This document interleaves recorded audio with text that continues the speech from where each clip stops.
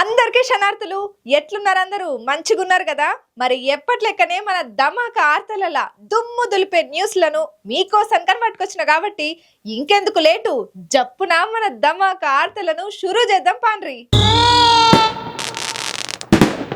కూటమి సర్కారు మా మీద చాలా కేర్లెస్ గా వ్యవహారం చేస్తున్నది. పార్టీ పెద్దకి ఇయాల్సిన గౌరవం సంగతుంచితే కనీస భద్రత కూడా మాకిత్తలేదు. ఈ పోలీస్ వ్యవస్థ కూడా మా మీద, మా నాయకుని మీద పక్షపాతం చూపెడుతున్నది.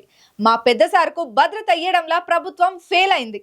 మేము సెక్యూరిటీని పెంచమని అడిగిన సుతం పెంచకపోగా మాకు సుక్కలు చూపిస్తున్నారు. ఇల్లు మా పెద్ద సార్కు కరువైన భద్రతను కల్పిల్లి సారు, మీకు పుణ్యం ఉంటది, దయచేసి మాకు తగిన న్యాయం చేయాలి, మీకు దండం పెడితి అని కొంతమంది పెద్దలంతా కలిసి గవర్నర్ సార్ తనకు పోయి అప్పీలు పెట్టుకున్నారు. వాళ్ళకున్న గోస మీద మరింతకు ఎవలాళ్ళు ఏ మాయ స్టోరీ చూద్దామా? మా జగన్మోహన్ రెడ్డి సార్ భద్రత మీద కూటమి సర్కారు మమ్మల్ని కేర్లెస్ గా చూస్తున్నది. మా పెద్ద సార్కి ఇయ్యాల్సినటువంటి రచన కరువైంది. అసలు ఒక పచ్చ అధినేతకు భద్రత కల్పించుట్లా పోలీస్ శాఖ పూర్తిగా ఫెయిల్ అయిపోయింది. ప్రభుత్వ ఆదేశాలతోనే పోలీస్ వ్యవస్థ జగనన్నకు భద్రత కల్పిస్తలేదని చెప్పి వైసీపీ నేతలు గట్టిగానే ఆరోపణలు చేసి గవర్నర్ కు వినతి పత్రాలను అందించిండ్రయ్యా. Z+ కేటగిరీలో ఉన్న నాయకునికి సరైన భద్రత కల్పించుట్ల ఫెయిల్ అయినటువంటి ఈ ప్రభుత్వం దేనికోసానికి అని గట్టిగానే నిలదీయబట్టిండ్రు. ఇక ఈ మధ్య కాలంలో జగన్మోహన్ రెడ్డి వరుసగా పర్యటనలు అయితే గట్టిగానే చేస్తున్నాడు. పబ్లిక్లకు దూసుకోవడానికే విశ్వ ప్రయత్నాలు చేస్తున్నాడు జగనన్న. అయితే మొన్న మధ్య విజయవాడ జైల్లో ఉన్నటువంటి గన్నవరం మాజీ ఎమ్మెల్యే వల్లభనేని వంశీ సార్ను పరామర్శన చేయనికే జైలు కాడికి పోయిండు జగనన్న. ఇక ఆ తర్వాత గుంటూరు మిర్చి యార్డు కాడికి కూడా పోయి ఇక రైతులతోనైతే చాలా ముచ్చట్లే మాట్లాడుకుంటూ వచ్చిండు ఈ తీరుగా. ఇక తర్వాత ఉమ్మడి జిల్లా శ్రీకాకుళంలో సీనియర్ లీడర్ అయినటువంటి ఆయన ఫ్యామిలీని కూడా పరామర్శన చేసిండు. అయితే జగన్మోహన్ రెడ్డి సార్ పర్యటనలకు పోతున్నా సుతం ఈ పోలీస్ శాఖ సరైనటువంటి భద్రత కావాలనే మా మీద పగ పెంచుకొని కూటమి సర్కారు చెప్పినట్టుగానే ఈ పోలీస్ వ్యవస్థ నడుస్తున్నది. పూర్తిగా మా నాయకునికి సరైన భద్రత కల్పించాలని చెప్పి గట్టిగానే గవర్నర్ సార్ను కోరుకుంటా వచ్చిండ్రయ్యా ఈ వైసీపీ లీడర్లు అంతా కలిసి. ఇక రీసెంట్ గా వైఎస్ఆర్సీపీ లోక్సభ పక్ష నేత అయినటువంటి పెద్దిరెడ్డి మిథున్ రెడ్డి ప్రధానమంత్రి మోడీ సార్ తో పాటు కేంద్ర హోంశాఖ మంత్రి అమిత్ షా కూడా ఒక ఉత్తరాన్ని అయితే రాసిండు. జగన్మోహన్ రెడ్డి సార్ కు కేంద్ర బలగాలతోనే రక్షణ కల్పించాలి. గుంటూరు మిర్చి యార్డు పర్యటనకు పోయినప్పుడు ఆయనకు భద్రతే లేకుండా పోలీసులు రక్షణ కల్పించలేక పోయిండ్రు. ఆ సమయంలో తీవ్ర భద్రత వైఫల్యం మాకు కనపడ్డదని చెప్పి మిథున్ రెడ్డి సారు ఈ ఉత్తరంలో చెప్పుకుంటూ వచ్చిండు. Z+ సెక్యూరిటీ కేటగిరీలో ఉన్న జగన్మోహన్ రెడ్డికి వెంటనే కేంద్ర బలగాలతోనే రక్షణ కల్పించాలని చెప్పి రిక్వెస్టింగ్ కూడా పెట్టుకున్నాడు. ఇక రాష్ట్రంలో జగన్మోహన్ రెడ్డి సారు సుట్రంగా పెద్ద కుట్రనే అవుతున్నదని చెప్పి వైఎస్ఆర్ కాంగ్రెస్ పార్టీ నేతలు బాగానే అనుమానాన్ని వ్యక్తం చేస్తున్నారయ్యా. వైఎస్ జగన్మోహన్ రెడ్డి సార్ ఇంటి దగ్గర ఏవైతే పరిణామాలు ఈ మధ్య కాలంలో అయినాయో అవన్నిటిని కూడా ఉదాహరణ చేసుకుంటా లోకేష్ పుట్టినరోజు నాడు కొంతమంది టీడీపీ మనుషులు వచ్చి జగన్ ఇంటి దగ్గర అల్చల్ చేసిన ముచ్చటనే చెప్పుకుంటా వచ్చిండు. ఇక ఇంకోవైపు కొద్ది రోజుల కిందట జగన్ అన్న ఇంటి దగ్గర అగ్ని ప్రమాదం కూడా అయ్యింది. ఇక ఆ టైంలో భద్రతా సిబ్బంది అయితే అప్రమత్తం అయింది, మంటలను అదుపులకు తీసుకొచ్చిండు. ఇక ఇదే ముచ్చటను రీసెంట్ గా మిథున్ రెడ్డి సార్ ఉత్తరంలో చెప్పుకుంటా వచ్చిండు అయ్యా. ప్రధాని మోదీతో పాటు అమిత్ షా దృష్టికి కూడా తీసుకొని పోయింది ఈ పంచాయతీని. ఇక ఇవన్నీ కుట్రల భాగంగా జరుగుతున్నటువంటి పరిణామాలను అనుమానం వ్యక్తం చేసుకుంటా జగన్మోహన్ రెడ్డి పానాలకు ముప్పు ఉన్నదని కూడా చెప్పిండు. ఇక ఆయన పానాలకు ముప్పు తెచ్చేటట్టుగా భద్రతా వైఫల్యాలు కూడా బాగానే కనబడుతున్నాయి, మాకు తగు న్యాయం చేయుండ్రు అని చెప్పి గట్టిగానే ప్రధానమంత్రి మోదీ సార్ను, అమిత్ షాను, అట్టనే గవర్నర్ సార్ను కూడా గోరబట్టిల్లు వైసీపీ పెద్ద పెద్ద లీడర్లు. మరి వీళ్ళు ఇచ్చినటువంటి ఉత్తరాలకు గాను పెట్టుకున్నటువంటి అప్పీలకు గాను కేంద్ర సర్కారు ఎట్లా రియాక్ట్ అవుతుందో చూద్దాం. రేషన్ కార్డుల కోసం చాలా మంది మస్తు అవస్థలు పడుతున్నారు. అయితే ఈ రేషన్ కార్డుల కోసం కానీ కొత్తగా చాలా మంది అప్లై చేసుకుంటున్నారట. అయితే మాకు కార్డులు రాలేదని హరిగోస పడుతున్నారట తెలంగాణ పబ్లిక్. ఎందుకంటే ఇవాళ రేపట్ల రేషన్ కార్డుకు ఎంత ఎమర్జెన్సో మనందరికీ ఎరుకైనా ముచ్చటనే. అందుకోసం కానీ చాలా మంది ఈ కొత్త రేషన్ కార్డుల కోసం అయితే కళ్ళల్లో ఒత్తులేసుకొని మరీ ఎదురు చూస్తున్నారు. అయితే ఇప్పుడు ఈ రేషన్ కార్డు ముచ్చట ఒక షాకింగ్ న్యూస్ నే చెప్పింది ఎన్నికల సంఘం. మరి ఆ షాకింగ్ ముచ్చటేందో తెలవాలంటే ఈ వార్త మీరు చూడాల్సిందే. రేషన్ కార్డుల కోసం దరఖాస్తుల సంఖ్య అయితే ఎల్లువెత్తుతున్నదయ్యా. రోజు రోజుకు ఈ కొత్త రేషన్ కార్డులను అప్లికేషన్ పెట్టుకునేటోళ్ళు బాగానే పెరిగిపోతున్నారు. ఎందుకంటే రేషన్ కార్డు ఉంటే చాలు ఏ ప్రభుత్వ స్కీములైనా అల్కగా పొందొచ్చనే ఆలోచన అయితే బాగానే ఉంటది ఈ రేషన్ కార్డుల మీద. అందుకోసానికని చెప్పి రేషన్ కార్డుల కోసానికని మస్తు తిప్పలు పడుతున్నారు సామాన్య పబ్లిక్. ఇక రేషన్ కార్డు ఉంటే ప్రభుత్వం అందిస్తున్నటువంటి అనేక ప్రయోజనాలు మనకు పథకాల రూపంలో అందుతాయన్న ముచ్చట మన అందరికి ఎరికైనదే. అందుకే చాలా మంది కొత్త రేషన్ కార్డు కావాలని అప్పీళ్ళ మీద అప్పీలు పెట్టుకుంటారు. చేసుకుంటున్నారు. ఒకసారి ఫెయిల్ అయినా కూడా మళ్ళొక పారి అప్లై చేసుకుంటున్నారు. ఇక దీనికోసానికని చెప్పైతే మీ సేవ ఆఫీసుల కాడనైతే భారీగానే లైన్లు కడుతున్నారు అయ్యా కామన్ పబ్లిక్ రేషన్ కార్డుల కోసానికని. ఇక ఈ ముచ్చట్లలో మీరు కూడా కొత్త రేషన్ కార్డు కోసం అప్లై చేసుకుని ఉంటే మీకు ఒక శుభవార్తని అని చెప్తున్నది తెలంగాణ రేవంత్ రెడ్డి సర్కారు. ఇక ఈ రేషన్ కార్డులకు సంబంధించి ఒక జబర్దస్త్ బంబాట్ ముచ్చటనే చెప్పింది తెలంగాణ సర్కారు. ఇక కరీంనగర్ అదనపు కలెక్టర్ దాసరి ఏనుసారు రేషన్ కార్డుల జారీ మీద రియాక్ట్ అయ్యిండు. ఎమ్మెల్సీ ఎన్నికల కోడ్ అమల్లో ఉన్నది. ఇక ఈ క్రమంలో కొత్తగా రేషన్ కార్డులు ఇయ్యడానికి అవకాశం అయితే లేనే లేదు. అందుకే ఈ ఎన్నికల కోడ్ ముగిసిన తర్వాతనే కొత్త రేషన్ కార్డులు జారీ అవుతాయి అని చెప్పుకుంటా వచ్చిండు. ఇంకా అంతనే కాకుండా రేషన్ కార్డుల జారీ అనేది నిరంతర ప్రక్రియ అని చెప్పిండు అయ్యా.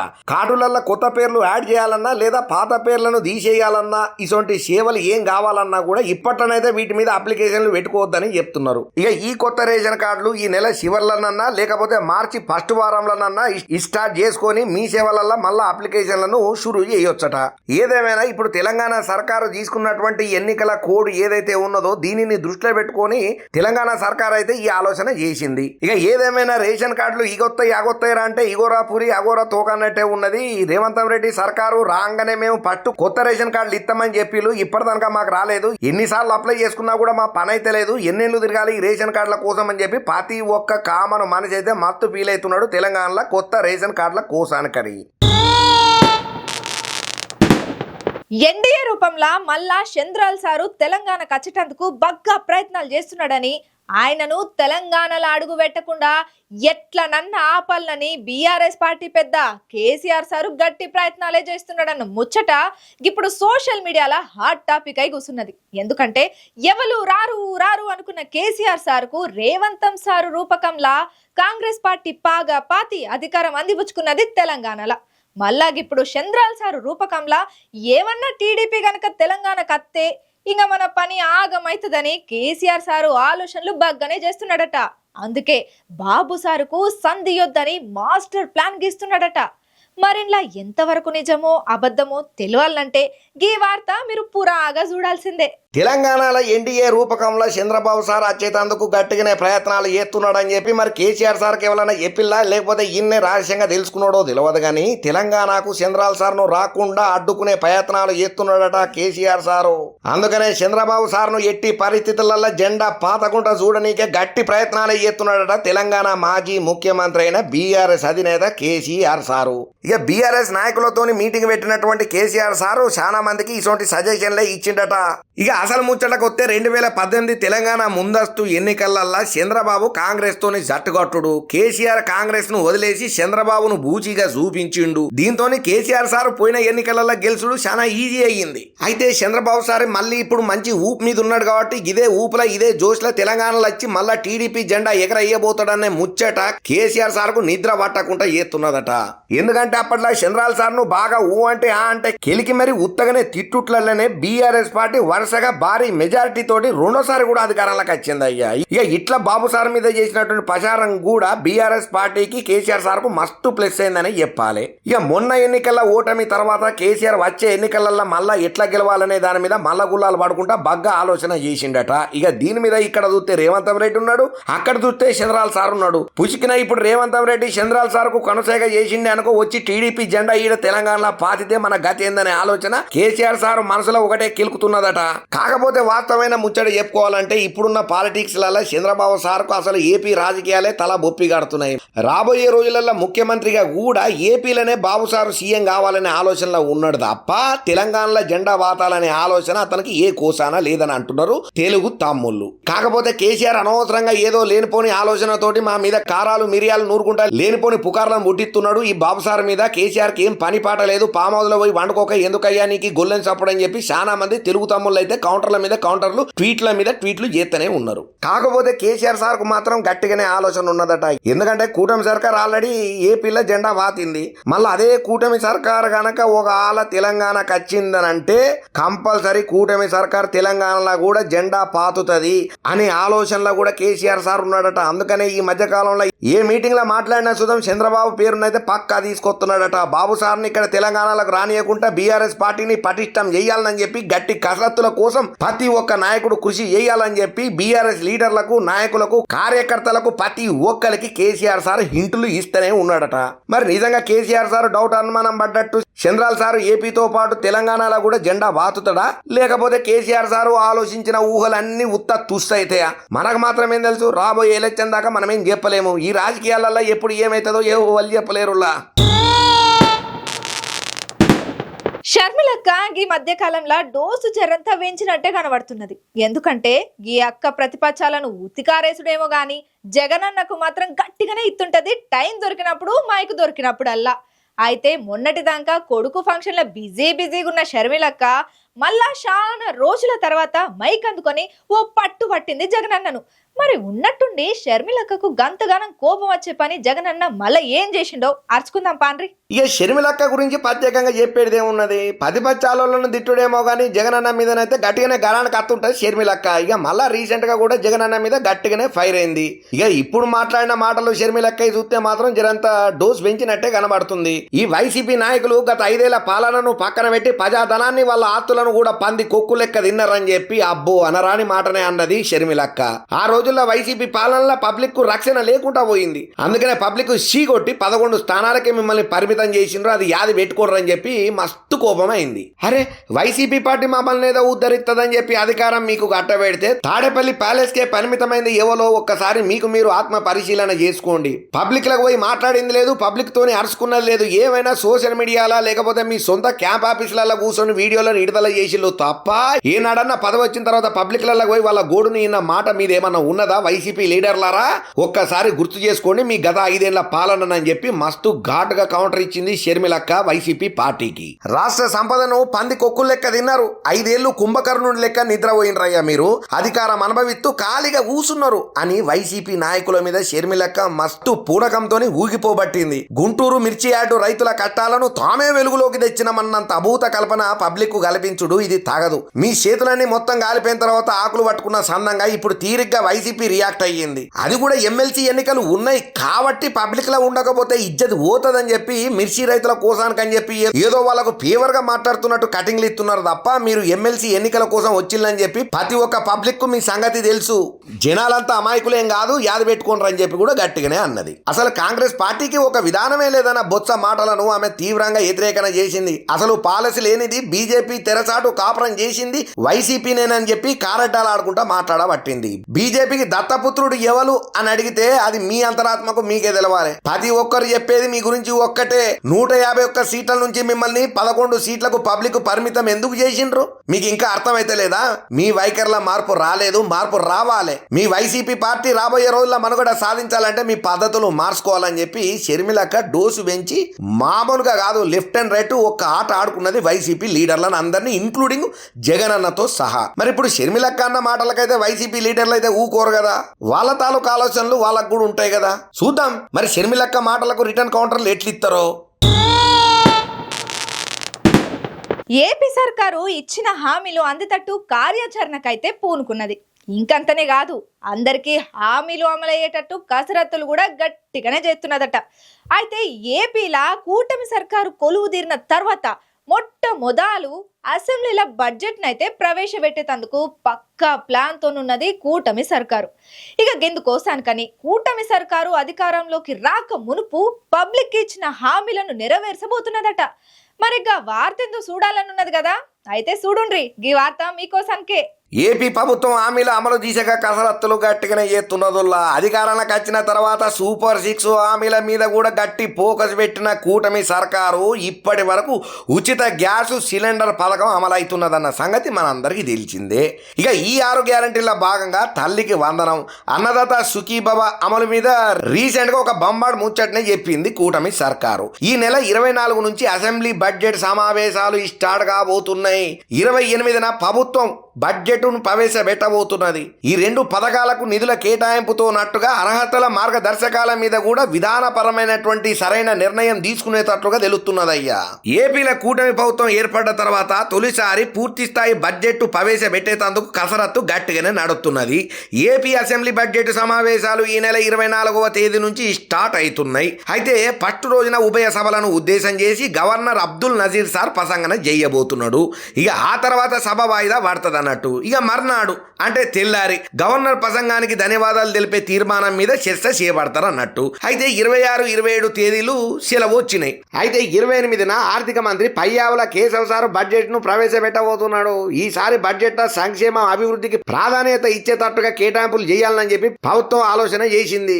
ఇక సూపర్ 6 హామీల భాగంగా తల్లికి వందనం, అన్నదాత సుఖీభవ, మహిళలకు ఉచిత బస్సు ప్రయాణం కోసం నిధులను కేటాయించబోతున్నారు. జూన్లో తల్లికి వందనం, జూలైలో అన్నదాత సుఖీభవ అమలుకు ప్రభుత్వం సూత్రప్రాయంగా నిర్ణయం తీసుకున్నదయ్యా. మహిళలకు ఉచిత బస్సు ప్రయాణ పథకాన్ని ఉగాది నుంచి అమలు చేయాలని చెప్పి ఫస్ట్ అనుకున్నది, కానీ ఇప్పుడు ఈ అమల్లో ఇంకో నిర్ణయం తీసుకోవాల్సి వచ్చింది. ఇక తల్లికి వందన అమల్లో భాగంగా అంచనాలను అధికారులు సిద్ధం చేసినరయ్యా.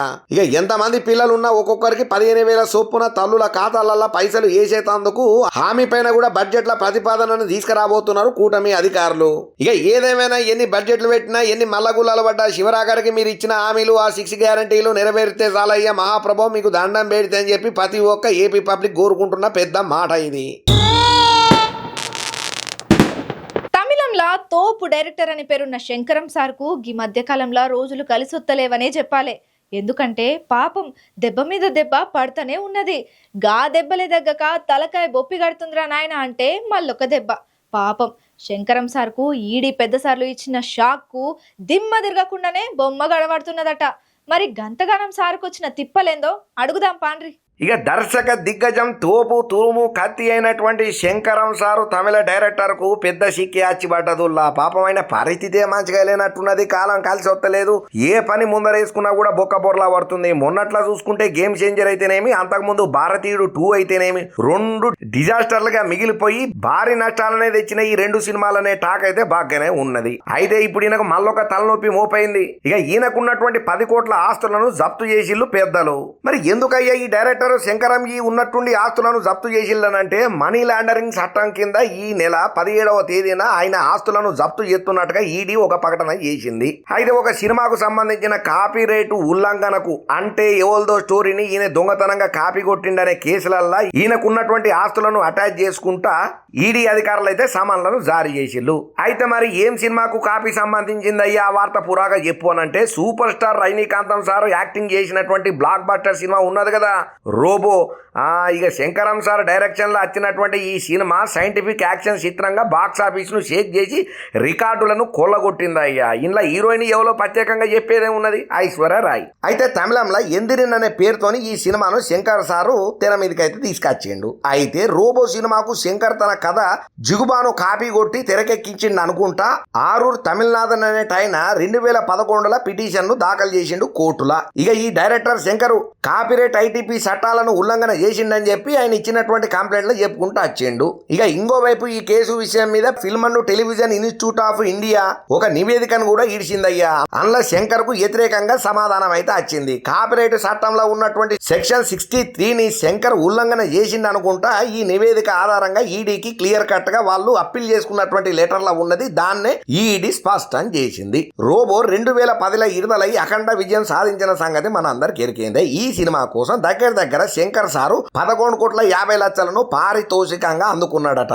రజనీకాంత్, ఐశ్వర్య యాక్టింగ్ చేసినటువంటి ఈ సినిమా ప్రపంచ వ్యాప్తంగా సూపర్ డూపర్ హిట్ అయి బ్లాక్ బస్టర్ హిట్ గా నిలబడ్డది. ఇండస్ట్రీ రికార్డులలోనే చరిత్రను సృష్టించింది. అయితే ఈ సినిమాతోని శంకర్ కు పాన్ ఇండియా రేంజ్ లో గౌరవం మీద గట్టిగానే వచ్చింది. ఇక తమిళ దర్శకుడు అయినా కూడా దేశం మొత్తం మీద బాగా ఫ్యాన్స్ నే సొంతం చేసుకున్నాడు ఈ డైరెక్టర్ శంకరు. ఇక అటువంటి డైరెక్టర్ ఇప్పుడు పీకలోతు కష్టాలలో ఉన్నాడయ్యా. ఇక కొంతకాలం సంది సరైన ఇట్టు లేక ఆర్థికంగా సిరిగిపోయినారా నాయన అంటే ఇప్పుడు ఆయనకు మళ్ళా కొత్తగా వచ్చినటువంటి కోర్టు కేసులు ఏవైతే ఉన్నాయో ఆయన నెత్తి మీద బండబడ్డట్టే అవుతున్నదట. ఇక ఇప్పుడు ఈ డైరెక్టర్ శంకరం వార్త ఇన్న ప్రతి ఒక్కరు ఏమంటున్నారంటే ఒకప్పుడు శంకరం సార్ తోటి సినిమా తీయాలనంటేనే అదృష్టం ఉండాలి, ఆయన డైరెక్షన్ లో చేయాలంటేనే కిస్మత్ ఉండాలని చెప్పి కితాబులు ఇచ్చిన వాళ్ళు కూడా ఈయన పని బిస్కెట్ అయిందని చెప్పి పక్కకు పోయి పక్కుమని నవ్వుకుంటున్నారంట తమిళ సినీ నిర్మాతలు, సినీ పేర్చకులు. ఇక ఏదేమైనా ఇప్పుడు ఈ డైరెక్టర్ శంకరం సార్ ముచ్చటనైతే తమిళనాట మస్తు పుకార్లు షికార్లు చేసుకుంటా సోషల్ మీడియాను షేక్ అయి చేస్తున్నదయ్యా. అబ్బా చూసిండ్రు కదా మన ధమాకా ముచ్చట్లను ఎట్లున్నాయి, మస్తున్నాయిలే అన్నట్టు మన ధమాకా దుమ్ము దులుపుడే ఆర్తలు మీకు నచ్చినాయా? నచ్చితే ఈ వీడియోని లైక్ చేయండి, షేర్ చేయండి. మీకేమన్నా అనిపిస్తే గది కామెంట్ చేయండి. అట్లనే మన మెగా9 టీవీని సబ్స్క్రైబ్ చేసుకున్నాడు మాత్రం మర్చిపోకుండ్రి. ఇంకెన్ని మంచి మంచి దుమ్ముదులపై ఆర్తలతోని మన ధమాకా న్యూస్ లా మళ్ళా కలుసుకుందాం. అప్పటిదాకా చూస్తూనే ఉండుండ్రి మన మెగా9 టీవీని. ఉంటామల్లా.